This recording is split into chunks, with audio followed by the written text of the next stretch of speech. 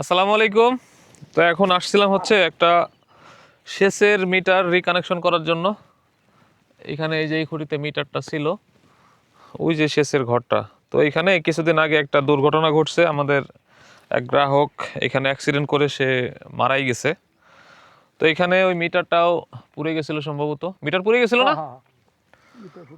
তো ওনার মোটরেও নাকি সমস্যা হয়েছিল, যার কারণে গ্রাহক হচ্ছে এই যে এই তার হাত দিয়ে ধরছিল, ধরার পরে তিনি বিদ্যুতায়িত হয়ে মারা গেছে, যা আমরা পরবর্তীতে জানতে পারলাম। তো কাকা কি হয়েছিল একটু কন তো। কাকা আমি আসছিলাম বাবা। আপনি ছিলেন?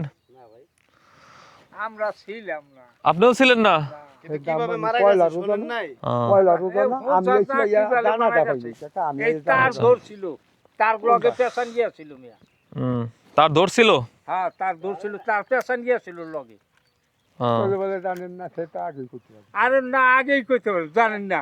আমি শুনছি যা হইয়া হ্যাঁ হ্যাঁ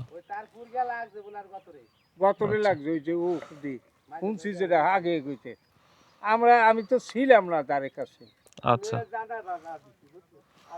তো ভিডিওটা করার উদ্দেশ্য হচ্ছে, যদি কোথাও কোনো বিদ্যুতের তার ছিঁড়ে মাটিতে পড়ে থাকে কিংবা কোথাও কোনো বিদ্যুৎ সংক্রান্ত কোনো ঝামেলা হয়, আপনার নিশ্চিত না হয়ে তারে কখনো আপনারা হাত দিবেন না। কারণ এই যে এখানে যে দুর্ঘটনা ঘটছে, একটা লোক মারা গেছে, এই ঘটনা যদি আপনারা ধরেন আপনাদের সাথেও হতে পারে। তো সতর্কতামূলক বিদ্যুৎ বন্ধ হয়েছে কিনা নিশ্চিত না হয়ে তারে কখনো হাত দিবেন না, ঠিক আছে? আপনারাও এই যে দিয়ে গেলাম না, এরপরে আর তারে হাত দিবেন না। যদি কোনো সমস্যা হয় আমাদের ফোন দিবেন, আমরা আসবো তারপরে। হ্যাঁ হ্যাঁ হ্যাঁ আমরা যাবো। আচ্ছা।